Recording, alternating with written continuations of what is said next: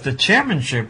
It'll be an excellent race. I like that one. Of course, my money will be on Kwame Brown. I think so. I think he's got a little bit of momentum behind him, and I think that vacancy will create a lot of buzz, and he could be a perfect fit for it.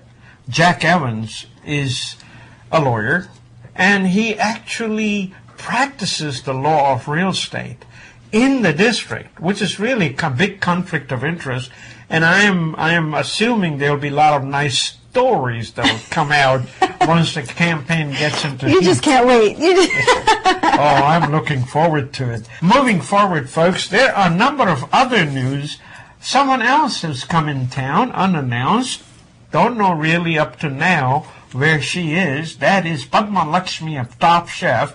They are in town. They are actually hosting the show here? Yes, they're hosting the show here. Hey, just, for so many years on this show, we have been talking about how D.C. is up and coming in terms of offering its city dwellers as well as people who visit really kind of a cultural experience beyond what you get. It used to be New York was a place to go for fine dining or for Broadway shows, that kind of thing. But D.C. has come up in the world, and I think this is one more example of how internationally famous cuisine chefs can really look at D.C. to make it their home for their signature and their brand. If you're a foodie, this is the place to be. I know you are.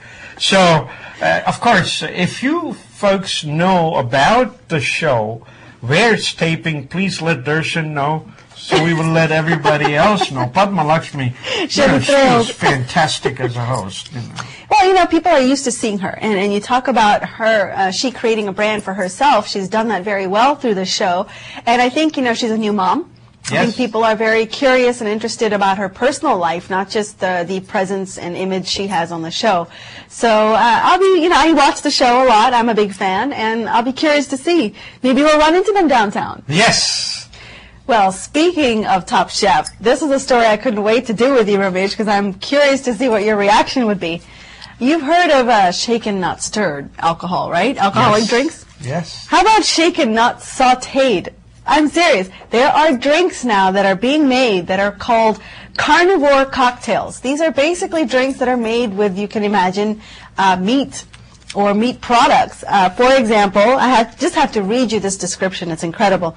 There are fat-washed cocktails as drinks with meat-infused liquor that are popping up at swanky bars, including, of course, Las Vegas. Not a surprise there, where they make a vodka drink called Bring Home the Bacon. Get this. It not only contains beef bouillon, it's garnished with a deep-fried bacon-wrapped olive and a prosciutto stuffed olive and a cream cheese olive. I mean, it's like a dish. It's not really an alcoholic drink. It's like dinner and a drink together. It is, and people are embracing this, and they're trying out new things. One of the most popular things is, of course, bacon and prosciutto ham, because it's very flavorful. But can you imagine? I mean, just think about this. I don't think people of our age would even try that. It has got to be for younger people who are just coming up. So just like Camel cigarette brand, well, when they grow up, they will drink nothing but beef bouillon vodka, I mean, I've heard of potato vodka. I've heard, whole new meaning to Bloody Marys, right? You just don't know now what you might find in your Bloody Mary. But, this is something that's actually been around for a while. It's not a new concept. It just didn't catch on. And now apparently it's catching on everywhere, from Detroit's Caucus Club to L.A. to Las Vegas. And who knows, it might end up at a restaurant here. But, there used to be some remedy drinks when you have a hangover. That's what it reminds me, that you put everything that you got in the blender with a lot of liquor. Either that or it'll make you want to throw up, one or the other. Well, you all must have heard of Neil Katyal. He's the Principal Solicitor General in Department of Justice. Well, lately he's been labeled as one of Al-Qaeda 7. There's a group called Keep America Safe, and if you know Liz Cheney, she is part of that.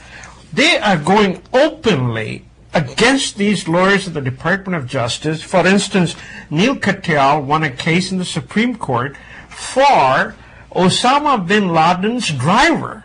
He's the one, because of him, that Osama bin Laden driver is back in Middle East. So, like him, there were a few other lawyers, they call them Al-Qaeda 7, and they're openly saying, this is not in the interest of the United States. For instance, they give you a reason. If you had mob lawyers that defend the mob, you would now want them in Department of Justice in charge of the mob.